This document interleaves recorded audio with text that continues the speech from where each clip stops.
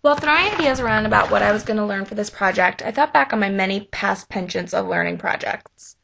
I have a tendency to be highly engaged in things initially, but if I'm not truly inspired with my new interest, I give up and move on to something else. This is not necessarily a good or bad thing, but it is certainly a pattern that emerges in my life repeatedly.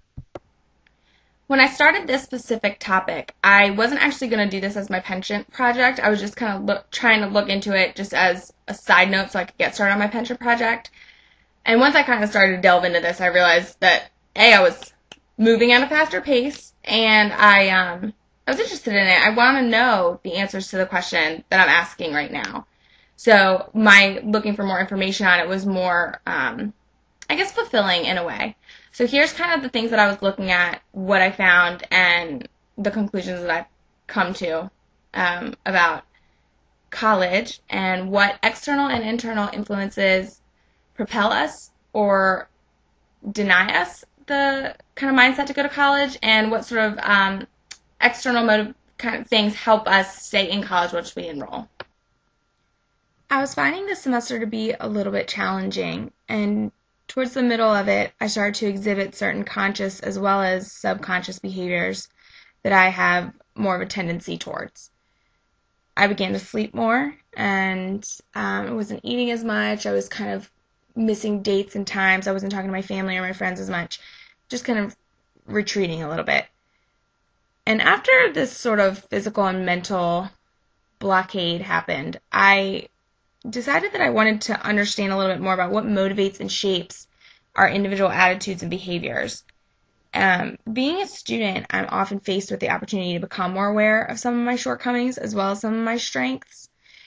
But being aware of those things is one thing, but kind of trying to figure out if there is a way to overcome them and to see sort of that I have overcome some of them is what this learning experience was for me.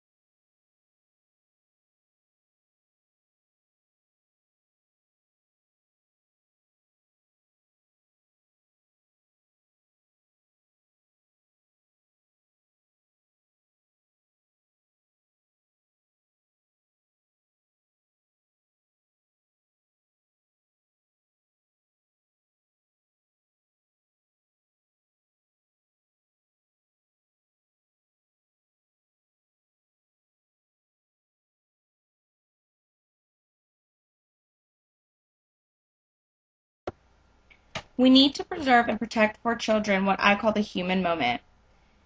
It is any moment when you are engaged with other people live and in person. Human moments are far richer than electronic moments because you get enormously more information in person than you could possibly get electronically. You get body language, tone of voice, facial expression, timing of words and sentences, none of which come across if you are not present personally.